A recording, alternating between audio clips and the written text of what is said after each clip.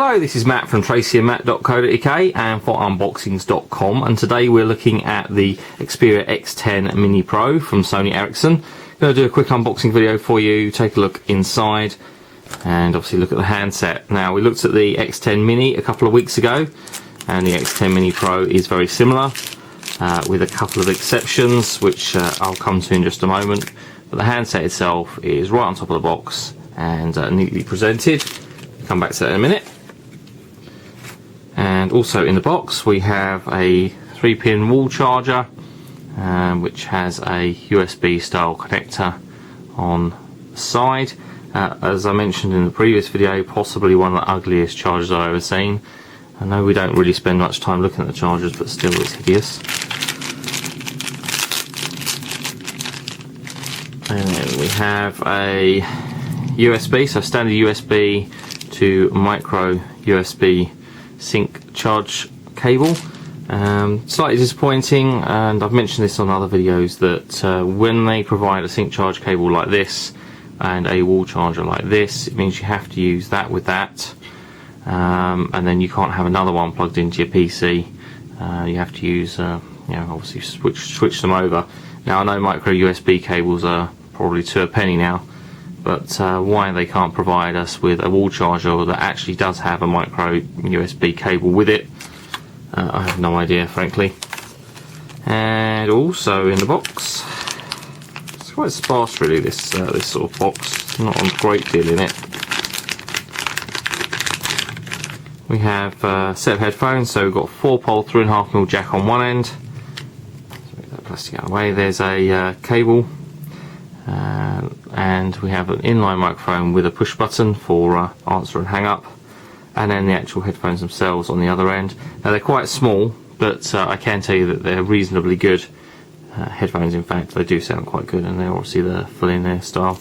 There's also a set of smaller rubber grommet things for the headphones. Now you notice the headphones being that small, if you've got larger ears there isn't a set of larger grommets, but you know, I suspect that most people will want to use their own headphones anyway, unless they absolutely have to use a wired headset, so I guess it's not such a big deal. And then finally in the box we've got an addendum stating about the pre-installed software, and then SAR information. Notice that I don't have a manual in this box, but this is a PR model. I'm sure that the full retail version would have manuals, possibly a CD-ROM, possibly even other bits and pieces actually in the box, so just do bear that in mind. So the handset itself is about as small as the X10 Mini, although it is a little larger for reasons I'll come to in just a moment. So on the front we obviously have the loudspeaker just above the screen, a 2.5-inch display, which is among the smallest, probably in fact the smallest for an Android powered handset. It's 240 by 320 pixels, and it is obviously a capacitive touchscreen. Below that we have a series of keys, so 3 keys. You have your menu, your home and a back button effectively. On the left hand side we simply have the micro USB connector for sync and charge. On the bottom there's an eyelet there for if you want to put a sort of phone charm or lanyard, and the microphone there. On the right hand side, have a dedicated camera button and an up and down volume control rocker. Then on the top we have the power button and a sort of sleep button, and then the headphone socket, which here has a rather unusual design, again similar to or in fact the same as the X10 Mini, in that it's a 3.5mm headphone jack, as well as having an extended connector to the side. And that's so that you can actually buy the decent headphones, if you like, powered headphones that come from Sony Ericsson, that really do boost the audio. On the back we have a 5-megapixel autofocus camera, which also does have a flash. It's a pretty decent camera. We've tested it out on the X10 Mini, same camera on here. We have a large loudspeaker little grill under there as well. Back pops off fairly easily, he says. We're popping it off. There we go, start from this side. Back pops off like so. Obviously with the battery, and the battery itself is listed as 930 milliamp hours, not a massive capacity frankly. And then we have space for our SIM card slotting in just on here. The orange bit allows us to easily remove the SIM card, and the battery pops in place like so. It does mean you have to remove the battery to replace the SIM card, which is fairly typical. And then we have our micro SD card socket also on the side. And in here I have a 2 gig micro SD card. I believe that a 2 gig is supplied with most of these handsets, depending on where you get it from. If you buy it SIM-free, I think you get it with a 2 gig card. You might get sort of different memory card capacities depending on if you buy it on contract. Now the other thing about the X10 Mini Pro, which I'm sure most of you will know about, is that it does have the sliding QWERTY keyboard. 4 rows of keys, the letters are on 3 rows, then you have shift and other functions including a space bar and a series of arrow keys and symbol keys on the bottom row. Pretty straightforward. Despite the diminutive size of the X10 Mini Pro, the keyboard is actually quite good. I mean, it does slide out of the way fairly significantly to allow us 4 rows of keys, and they're quite large. They're certainly larger than you'll find on a BlackBerry, and to use with 2 thumbs, 2 hands, you can get a fairly good typing rate out with them. Virtually, I would say, touch type. I'm sure you won't have to look too much. 2 hands, well, that's probably a little bit too much to ask with 4 fingers. But it is a fairly decent, and as you can probably hear, it's a nice tactile keyboard. Keys being individual and slightly raised, as you can probably make out there. So pretty impressed with the keys. I've used one of these before at a demo around the time that they were originally announced, which was back in February, I believe, at MWC. So now let me just power up. Hopefully we have some power in the battery, and wait for that to just turn on. It did just vibrate, so I'm sure it is about to start up. Let me run down the specification. First of all, we have a 600 MHz Qualcomm processor coupled with 128 meg of RAM and 256 meg of ROM. As I say, it's a 2.5 or 2.55 inch display of 240 by 320 pixels, capacitive touchscreen.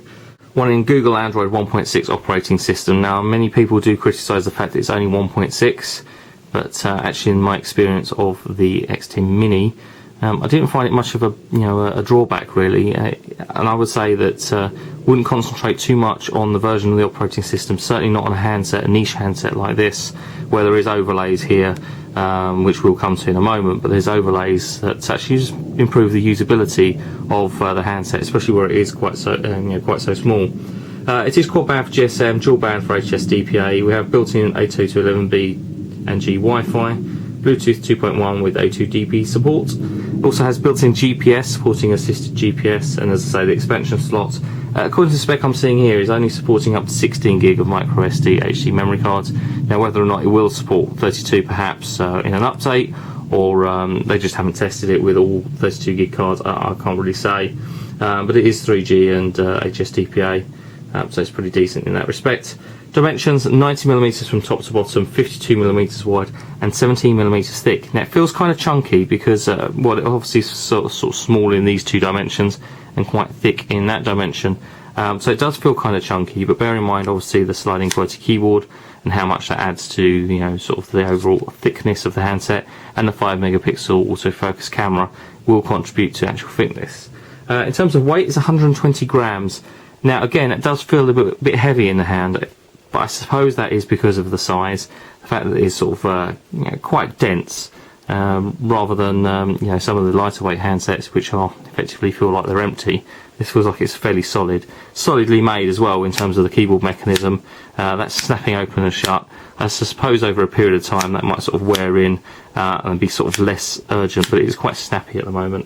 And then you'll notice as I'm actually opening the keyboard, it will rotate the display. There is also a built-in accelerometer too to actually deal with that too. So we'll save the language as being United States. It tells me I have no SIM, no big deal. We can actually skip past that. And let's just take a quick look at the home screen. So we have the 4 corners. This is the main screen. So in the top corner we have mail or messages, and we can compose a new message, and we can write a message. We can add, that's actually adding in media. We can write the message. We have T9 style numeric style keypad, so it's multi-tap, and we can actually type through there, or we can actually turn on XT9. We'll skip back out of there. Obviously we can use the sliding QWERTY keyboard in it if we don't want to use touchscreen. Media in the top right, and we can play our media. There is some pre-installed. And again, as I mentioned with the X10 Mini, The audio is really good. I'm quite impressed, considering again how small this is. I don't think it really is going to come across terribly well on video, but the audio quality is really good. There's a certainly a decent amount of power in that speaker, so pretty impressive. On the bottom left we have the phone dialer, again being capacitive touchscreen. Slightest touch is all that's needed to actually make that work. That's the phone dialer. This is your call list. Then we have your list of contacts. Obviously, having not set the phone up or installed a SIM card or anything, it's currently blank. But we can sync contacts with Google. We can add contacts, import from the SIM card, that kind of stuff. And then we obviously have favourites as well, so we can add favourites. But as I say, without anything set up, it makes no difference just at the moment. We have a series of panels, so we can scroll across. Then we have Google Search, which also has the voice search icon next to it. Timescape, which isn't set up at the moment, but that allows us to bring things like Facebook and Twitter into one sort of stream. User support, and well, that's it. Apparently you can add more panels, so I'm told, but they are your sort of main ones as standard and default. We can add widgets onto the desktop panels, or we can remove them if we want to. Pushing the button at the bottom brings up the full menu, which is fairly typical Android stuff. So you've got your camera, Android Market.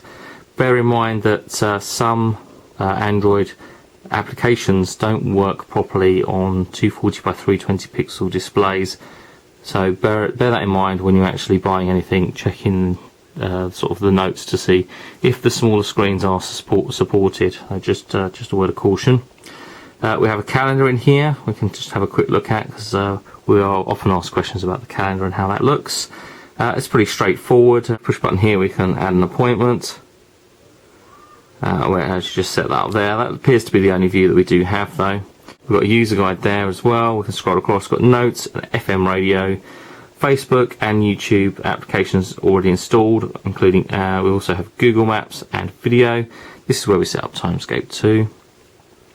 Google Talk and Gmail pre-installed, and a couple of games as you can see there, and a few more games also there. RoadSync calendar and RoadSync mail are what we use on, or what Sony Ericsson use on their Android 1.6 handsets. So you'll see this on the X10, the X10 Mini, and obviously here the X10 Mini Pro, to actually synchronize with Exchange, Microsoft Exchange calendars and servers, so that you can actually get your mail and your calendar appointments and everything else down to this handset. So Sony Ericsson use RoadSync. There are other options available, but you would have to purchase them if you wanted to use any of the other options.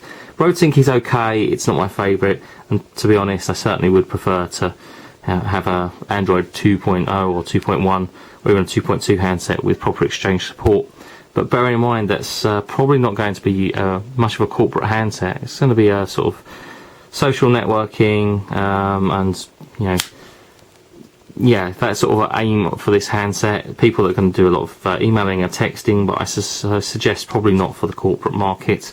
It is a small handset and a fairly attractive one, and it's impressive just how small it is. Now, to compare it with another handset that you've already seen or probably have seen, if you want to compare it to the iPhone 3GS there, you can just see how much smaller it is.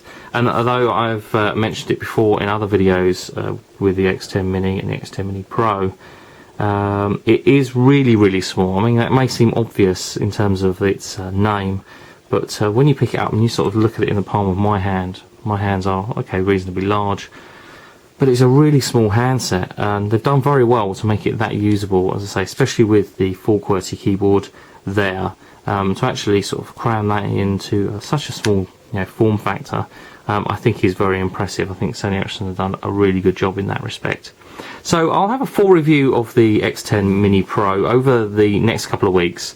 We'll do some screenshots, we'll look at some of the applications, we'll check out the web browser, all those sorts of things. If you want to see a little bit more of the OS on the X10 Mini Pro, please check out the X10 Mini video that we have. We could go into a bit more detail in the X10 Mini video. I don't think it's really worth covering that again in this video, because it is essentially identical in terms of the way it actually performs and the operating system functions. So please check out the X10 Mini video if you want to see that in more detail. As I say, full review for you over the next couple of weeks. Don't forget to follow us on Twitter, twitter.com/TracyandMatt. I have some more videos and reviews for you on tracyandmatt.co.uk very soon, but for the meantime, thanks for watching. Bitdefender is dedicated to protecting people's digital lives, so working with unboxings.com to help preview and review the latest technology is a perfect fit.